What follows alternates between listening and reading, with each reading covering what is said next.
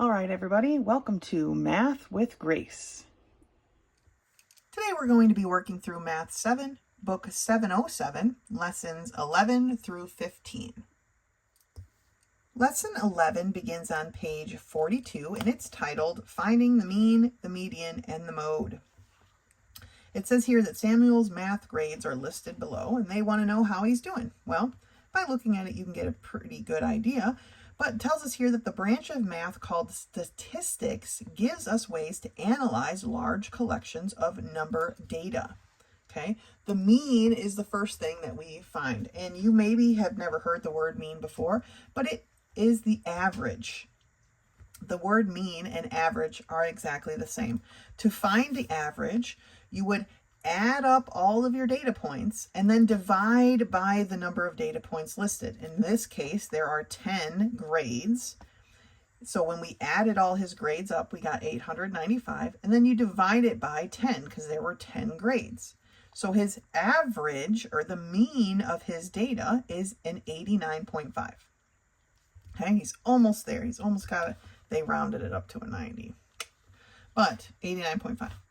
The median, there's 3 points, right? Mean, median, mode. The median is the middle number when all the numbers are arranged in order from smallest to largest. If there is no middle, because we have an even number of data, right? We've got 10 points, so we don't have an exact middle. The median is the average, or the mean, of the two middle numbers. So these two are in the middle. We add them together and divide by 2 because there's 2 data points. So the median is 89. The mode is our third piece of data, and the mode is the number that occurs most often. It says here that some lists have no modes. If every number occurs the same number of times, then there is no mode. Sometimes there is more than one mode, because maybe you have 2 numbers that are repeated the same number of times. Okay? In this case, the number that occurred most often is an 88, and so that is our mode. The thing here that we want to keep an eye out on is typically the mean and the median are very close to each other. And in this case, right, 89.5, and our median was 89. So if those two numbers are far away from each other, we've probably done something incorrect. Now, the mode, I would love to say, is also very close, but that's not always the case. Okay, the mode can be all over the place, or there could be no mode. All right, so here is a reminder of what the different terms mean, but let's dive in here at the top of page 43 to these problems. Find the mean, median, and mode. Round to the nearest whole number. If there is no mode, write none. Okay, so here is our first set of data. 919719117. All right, now we need to figure out, oh, look at this, they actually wrote it for you in numerical order. Isn't that sweet? The mean, we're going to add up all these numbers and then divide by the number of data points. So I like to count the data points. 1, 2, 3, 4, 5, 6, 7, 8, 9, and then I put it in parentheses after here. But let's add them all together first. So grabbing our calculator, we have 9 plus 1 plus 9 plus 7 plus 1 plus 9 plus 1 plus 1 plus 7 equals. So we have 45 divided by 9, because that's our number of data points.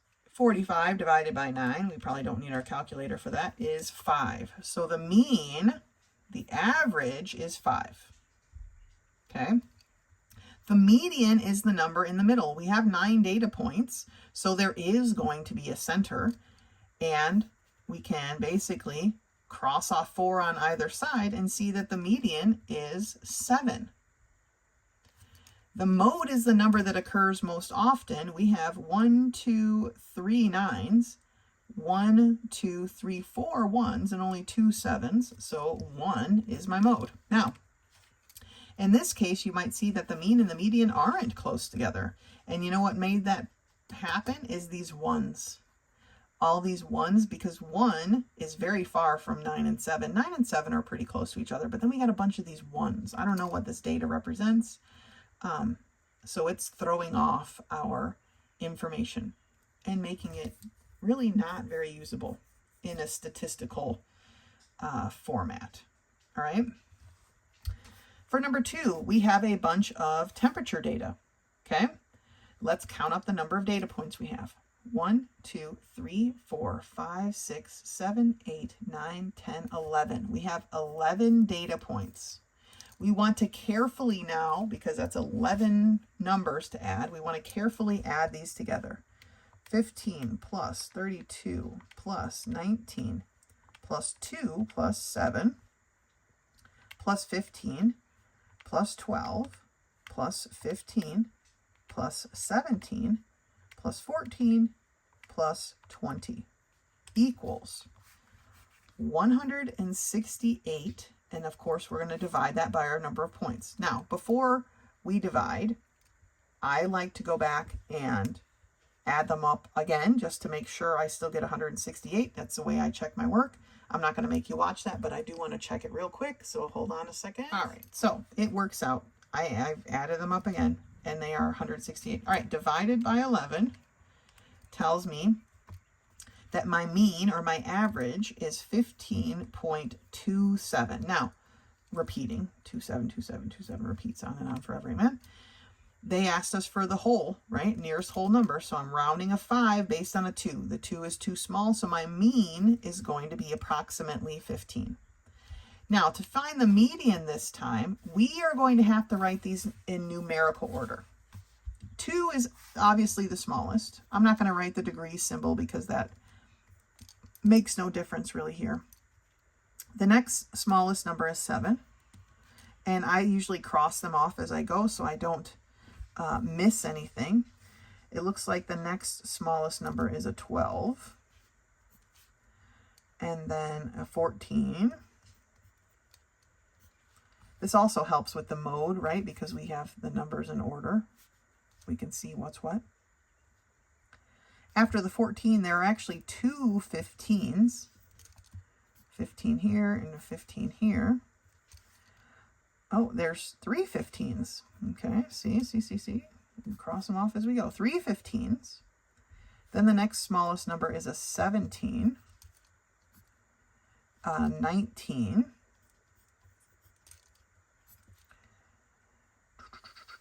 A 20. And a 32. Now, just to double check, I'm going to count up the number of data points I have here. 1, 2, 3, 4, 5, 6, 7, 8, 9, 10, 11. 11 data points. Okay. Now, to find the center, okay, I'm going to divide 11 by 2. 11 divided by 2 is 5 point something, right? But that tells me I'm going to cross off 5 numbers on each side. So 1, 2, 3, 4, 5. 1, 2, 3, 4, 5. What's left is my median, right? Up here for number 1, 7 divided by 2, right, is 4 point something. So I crossed off 4, and I was able to find the middle. It's just an easy way that I use to find the center. So my median was 15. The mode, the number that was repeated most often, is also 15, right? Because there were 3 15s. So in this particular case, all 3 of the numbers are the same, right? So we're going to do one more together. I'm going to leave number 4 for you to work on your own, but let's do number 3 together. We've got a bunch of dollar values, right? How many data points do we have? 1, 2, 3, 4, 5, 6, 7, 8, 9. 9 data points, okay? What is the mean? Remember, we're going to add all the data points up and divide it by 9. So grabbing our calculator, we've got 35 plus 90 plus 88 plus 78 plus 67 plus 96 plus 44 plus 61 plus 96 equals 655. We're going to divide that by 9. I'm going to double check the math real quick. All right, second time around, I got 655 again. We're going to divide that by 9. And we get 72.7 repeating. Remember, we want the whole number. So we're rounding a 2 based on a 7. 7 is bigger than 5, so it's going to bump us up to approximately 73. To get the median, we now need to write these in numerical order. Looking through here, this 35 is my smallest. Then the next would be 44. 61 is after that. Then we have 67. And then it looks like the 78 is next, yeah. The 88 after that. Then I have 90. And then 2 96s, it looks like. Okay, counting them up. 1, 2, 3, 4, 5, 6, 7, 8, 9. 9 data points. Okay. 9 divided by 2 is 4 point something. So 1, 2, 3, 4 gone on that side. 1, 2, 3, 4 gone on that side, right? So 78 is my median. All right, what is my mode? In this case, my mode is 96 because that was the one I had the most of. I had 2 96s. All right, I said I was going to leave number 4 for you, but I can see here that it has an even number of data points. Of course, they would leave that to the end. So we're going to do the median part together. I'll leave the mean and the mode for you. There are, like I said, 10 data points, right? 1, 2, 3, 4, 5, 6, 7, 8, 9, 10 data points. So let's work on the median together. 1 is the smallest number, and I believe there are 2 of them. I'm just going to cross them out lightly because I need you to go back and do the mean still. The next number is the 2. After the 2 looks like a 6. And then a 7. And then 1, 2, 3, 4 8s. Okay, 1, 2, 3, 4 8s, and a 9. 1, 2, 3, 4, 5, 6, 7, 8, 9, 10 data points still. Okay, so 10 divided by 10 is 5. It's an even number. There is no decimal place, right? But if I cross off 4 on each side, that leaves me with 2 numbers in the middle, a 7 and an 8. If I add 7 plus 8, okay, we get 15. If I take 15 divided by the 2 data points that I have, okay, so 15 divided by 2, I get 7.5. Now, the book says a whole number, so I'm rounding a 7 based on a 5, tells me my median is going to be an 8. But when our number, normally 7.5 would be a good number, but they want a whole number. So when we have an even number of data points, we have to take the 2 that would be in the middle. Okay, so remember my little cheat was to take this number divided by 2. That gave us a 5, an even 5. So instead, because I knew I couldn't cross off 5 on both sides, it would be empty, right? We'd cross off everything. We took 1 less and we crossed off 4 on both sides. And then we took the 2 numbers that were in the middle, added them together, divided by 2, and got our median. In this case, we had to round it up to an 8. But that's how we do it when we have an even number of data points. Okay, you finish the mean and the mode on your own. And then the rest of the we remember. Meet me back here when you are ready for lesson 12. Lesson 12 begins on page 48, and it's titled Finding the Surface Area of Prisms. To find the surface area, we need to find the area of each face and then find the sum of the area of the 6 faces. Okay, so they've taken this rectangular solid and they've unfolded it and made the net, right? And then you can see the different parts. Now, a lot of these parts match up because that's what makes a parallelogram, right? The 2 ends are exactly the same. The back and the front are exactly the same. And the top and the bottom are exactly the same. And so you can see here where they've added those things together already. So you don't have to do 6 math problems. You only had to do 3. But you need to double them, right? Because we have a top and a bottom, so that needs to be doubled. We have 2 ends, that needs to be doubled. We have 2 back and fronts, so that needs to be doubled when we add it all together. So remember, finding the area of a rectangle is length times width. So let's take a look at these questions. Whole bunch of questions for us to do together this time. It says, answer the questions to find the surface area. Draw or visualize the net to help you. It says, what are the dimensions, the length and the width of the top and the bottom faces? So if we're thinking of this face right here, right, as our top, and then this one right here as our bottom, they are the same. So what are the dimensions? 6 by 5. Okay. Find the area of both the top and the bottom faces. Well, 6 times 5 is 30 inches squared. So both of them are 30 inches squared.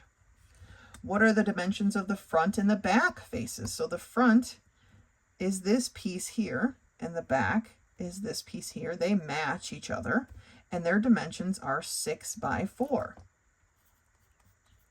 So what is the area of those? Well, we multiply that, right? 6 times 4 is 24 inches squared.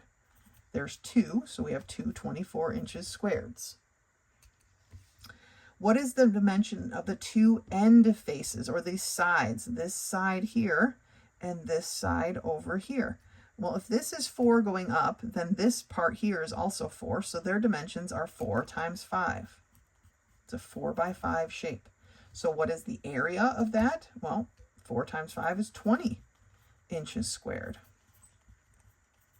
So what is the total surface area of the prism? Now, eventually they'll give you a formula for this, and you won't have to do so many pieces. But for now, we're just going to do it this way till they give you the formula. What we're going to do is we're going to add up number 2 and number 4 and number 6, right? So 30 plus 30 plus 24 plus 24 plus 20 plus 20, okay, is 148. 148 inches squared is the total surface area of this rectangular prism. We figured out the area of each of its parts and then add them together. Okay. On this next page, 49, we are now looking at a triangular prism. You can see when we take the net, or we unfold this triangular prism, 2 of the pieces are triangles. They are matching triangles, but they are triangles. Then we have 2 matching rectangles here and a different rectangle here. Okay, so there's 3 main parts: the rectangular faces, the 2 side rectangles that were folded up here, and then the 1 rectangle on the bottom. They figured out the area of each and then added it all together. So let's do that ourselves here, the bottom of page 49. Here is our triangular prism. It says, give the base and the height of both of the triangular faces. The base is this part down here, okay, 8 centimeters. The height of the triangle is this piece here, 3 centimeters. So what is the area of the triangle? Remember, here is our formula for the area of a triangle. It's going to be 1/2 the base times the height. Okay, 1/2 of 8 is 4. 4 times 3 is 12. So one triangle is 12 centimeters squared. But we have 2, remember? We have 2 triangles. What are the dimensions of one of the congruent triangular faces? Okay, that's these pieces here. This piece and this piece. If you need to draw it flat, right? Let's do that together as best I can. I'll try to do it. It's going to be kind of small because we don't have a lot of room. So here is this big flat piece right here that's looking at us. That's 8 by 8. Okay, I'm not going to put the unit of measure right now because I don't have a lot of space. The triangles would fold down flat, right, to either side of that, and they are 8 by 3, right? This is 3. And then these pieces would unfold off to the side.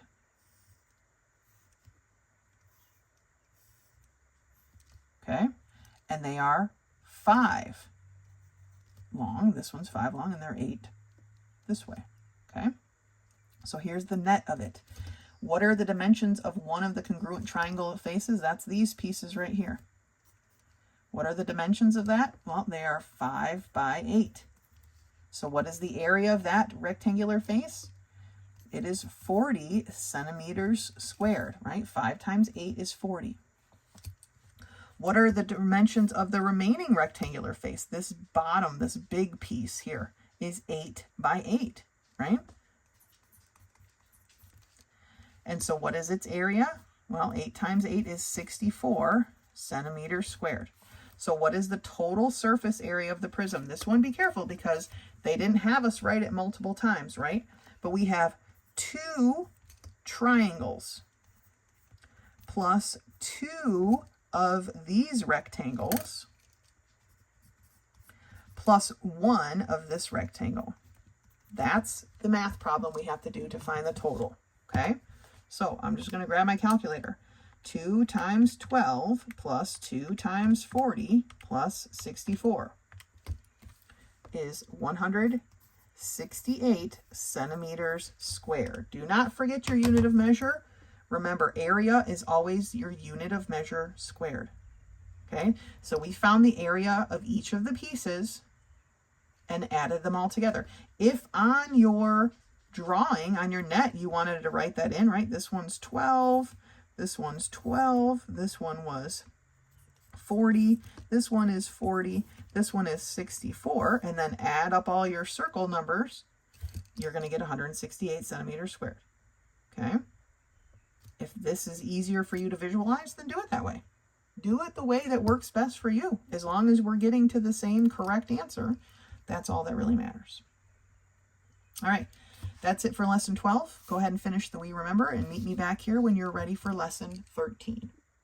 Lesson 13 begins on page 53 and it's titled Choosing Equations for Problems. This is kind of like the lesson, I think it was lesson 7 that we did, where we were translating words into equations, right? Except this time they're giving you some to choose from. They're trying to trick you, basically, right? So sometimes you can solve a problem using an equation. Let's study these examples, right? So twice Gloria's height, so 2 times her height increased by, remember increased by means added, 13 is 137. So that is us translating that problem. Okay, once we have they instead of using H for height, they used G for Gloria. That's okay. But once we've set up the equation, we can actually solve and see that Gloria is 62 inches tall. Okay, so for each of these problems, they want us to choose the equation which can be used to find the solution and then actually solve it. Okay, so I'm going to do it the same way we've always done it, and then I'll compare that to what they have here. Okay, so Cynthia's age, so Cynthia, and they are using a C, so I will use a C, decreased by, that means subtraction, 11 is 4. How old is Cynthia? Okay, so here is what I wrote. Here is my option, right? They want you to write it over here, but... And then what is the answer? Well, Cynthia minus 11 equals 4. 11 is being subtracted from Cynthia, so we're going to do the opposite and add 11 to both sides. Okay, so Cynthia is equal to 4 plus 11, or 15. So Cynthia is 15 years old. All right? So we are still going to write out our sentence. That will help us choose which one is the correct one, and then we actually solve it. Because what's the point of making an equation if we don't actually solve and find the answer, right? So the number of people at church divided by 8, then decreased by 5 is 2. So this is a little bit more of a complicated problem, right? So the number of people at church is just n, divided by 8, then decreased by, so that's a subtraction problem, 5, my numbers are falling over there, is 2. So n divided by 8 minus 5 equals 2. N divided by 8 minus 5 equals 2. This is the equation that we want to use. All right, so now let's actually solve it. Oh. N divided by 8 minus 5 equals 2. Okay, we need this term by itself. 5 is being subtracted from that. We are going to do the opposite and add 5 to both sides. So we still have our n divided by 8, or n over 8. Negative 5 plus 5 is 0. So this equals 2 plus 5, which is 7. Now, n is being divided by 8. We don't do these problems too often, but we need to know how. If n is being divided by 8, we are going to do the opposite and multiply both sides by 8. 8 divided by 8 is 1, so n is equal to 7 times 8, which is 56. So there are 56 people at church. Okay? Let's turn the page and do a few more of these problems. So we are at the top of page 54. For the rest of these problems, I'm going to help you set up and choose the right equation, and then I would like you to solve them on your own. For number 3, it says 3 times Jennifer's age, and they're using a J, so 3 times Jennifer's age less 40. So less 40 means minus 40 is 23. So that is the equation that we need. 3 times Jennifer's age minus 40 is 23. So we're going to use that equation. You go ahead when we're done here and solve that for yourself to figure out how old is Jennifer. For number 4, 6 times George's shoe size, and they've used the letter N for whatever reason. So 6 times is multiplication, right? So 6 times George's shoe size is 72. This one's pretty straightforward, okay? This is your equation. Solve it in a little bit. Number 5, Kara rode her bike 9 kilometers. This was 5 kilometers more than her friend, Ashley. How far did Ashley ride? Okay. 9 was. So 9 was. The word was is the same as the word is. 9 was 5 kilometers more than. More than means to add, right? Ashley. So Ashley plus 5, right? 5 more than. A lot of times I will write the plus 5 just off to the side because that's what we're doing here. So 9 kilometers was 5 more than Ashley. Okay, so how far did Ashley ride? And I used an A, they used an N. Either way, that's fine. This is our equation, right? They match perfectly other than they used an N and I used an A. But that's neither here nor there. It's just the variable that they used. Okay, so that's how we set up that one. Okay, those are the equations that you need to use. You can solve the rest of these on your own. Finish the We Remember, and meet me back here when you are ready for lesson 14. For lesson 14 here, it says using the distributive property to simplify and solve. We're on page 58. It says we will multiply each part inside the parentheses by the number outside of the parentheses, then solve to find the unknown number. So here we have 2 times the quantity n plus 4 equals 3 times 6. Well, 3 times 6 is 18. For the distributive property here, we're going to take 2 times each part. So 2 times n is 2n. 2 times 4 is 8. We cannot combine the n and the 4, just like we can't combine the 2n and the 8, because they're not like terms. But now that we have it in this stage, we can solve like we've been solving for quite a while, right? Okay, so let's work through some of these problems together. For problem 1a, we have 3 times the quantity x plus 4 equals 21 divided by 3 plus 8. Remember to use our order of operations here, okay? Parentheses, and we also have this division problem that needs to be done before we add. So 3 times x is 3x. 3 times 4 is 12. I like to draw these little swoops to make sure I'm multiplying the right things together. That is going to equal 21 divided by 3, which is 7, plus 8. All right, we're just whittling this down bit by bit. Next, we're going to add these terms together because these we cannot add together. They are not like terms, so they're going to stay the same for right now. 7 plus 8 is 15. Now that everything is combined, all the like terms are combined, now we can move things across the equal sign. We want to get 3x by itself. 12 is being added. We're going to do the opposite and subtract. Okay?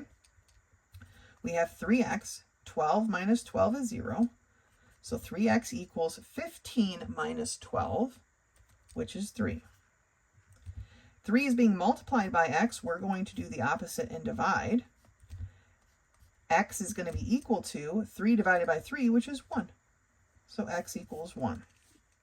To check the problem, we're going to put a 1 in everywhere we see an x up here. So 3 times 1 plus 4 equals, I'm going to leave this side as 15 because these are all just whole numbers, and I'm pretty sure we did that math correctly. Okay, so 1 plus 4 is 5. So is 3 times 5 equal to 15? Yes, it is. Check. Okay, let's do some more up here at the top of page 59. We have 4 times the quantity x plus 3 equals 2 times 10. Okay, I like to mark all my things, right? 4 times x is 4x. 4 times a positive 3 is a positive 12, and that's going to be equal to 2 times 10, or 20. I want to get 4x by itself. 12 is being added, so we're going to do the opposite and subtract 12 from both sides. 4x, 12 minus 12 is 0, so 4x equals 20 minus 12, which is 8. 4 is being multiplied by x, so we're going to do the opposite and divide both sides by 4. 4 over 4 is 1, so now my x is by itself. 8 divided by 4 is 2.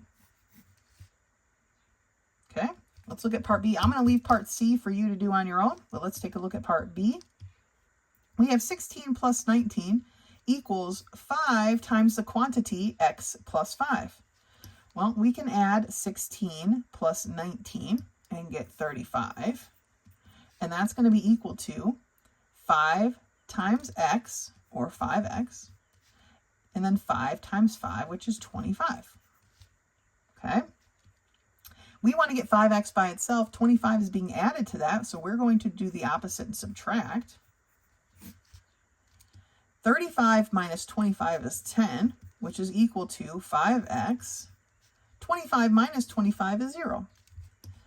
5 is being multiplied by x. We're going to do the opposite and divide. 5 over 5 is 1, so my x is now by itself. 10 divided by 5 is 2. Good job. All right, I'm going to leave part C for you to do on your own. Okay, distributive property, we're taking what's on the outside and multiplying it by each part of what's on the inside. Okay, that's why I like to draw my little swoops.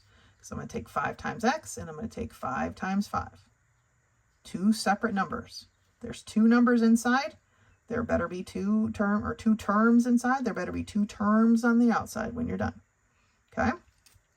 Finish the we remember, and you can meet me back here for lesson 15. Lesson 15 begins on page 63, and it goes the way of every other lesson 15, and we are converting. Okay? It is a conversion between meters and yards. 1 meter is approximately 1.1 yards. Okay, so looking at problem number 1. They're given meters. So when we set up our fraction, my meters needs to be at the bottom, and my 1.1 yards is going to be in the top. Okay, my meters cancel, and I end up with 8 times 1.1 yards because the denominator is now a 1. And 8 times 1.1 isn't too bad, but let's go ahead and grab our calculator. It should be 8.8. Okay, 8 times 1.1 is 8.8. So 8.8 yards. They want it to round to the nearest tenth, and so that works out perfectly for that problem. For part B, we're given yards. So 16 yards is going to be multiplied our fraction where we put yards in the denominator this time and our meter in the numerator. That way my yards can cancel out and my equation becomes multiplying across 16 meters divided by 1.1. Okay, 16 divided by 1.1 equals 14.54 repeating. Okay, they want it to the nearest tenth, so I'm rounding a 5 based on a 4. Nothing's going to happen, so it's just going to be 14.5 meters. All right, we're getting the hang of these conversions, right? We're doing great with these. You guys are working hard. You're doing great. Problem number 2 says Sally, who is visiting in the U.S., is buying enough cloth for a look-alike dress for herself and her 3 girls. Sally needs 4 meters for her own dress. Her daughters need 2 meters, 2.5 meters, and 3 meters for their dresses. How many yards should Sally buy? First of all, we need to figure out how many meters she needs altogether. And that's a 4 and a 2 and a 5, 2.5 and a 3. So 4 plus 2 plus 2.5 plus 3 is how many meters of fabric does she need? That's how many meters of fabric she needs, right?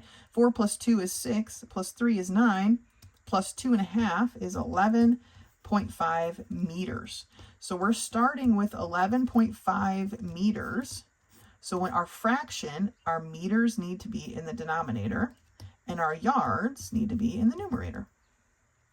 So our meters cancel. We're left with just a 1. So when we multiply across, it's just 11.5 times 1.1 yards. So 11.5 times 1.1 equals 12.65 yards. They want it rounded to the nearest tenth, remember. Let me put that over there. So I'm rounding a 6 based on a 5. The 5 is big enough to bump the 6 up. So we need 12.7 yards. Technically, you can't buy fabric like that. You could buy 0.75 yards, right? You can buy it by the quarter some places, but typically I think you would just buy 13 yards. For those of you who've never bought fabric before, they like to sell it by the whole or half, sometimes by the quarter yard. 0.7, I don't know that they would calculate that out for you.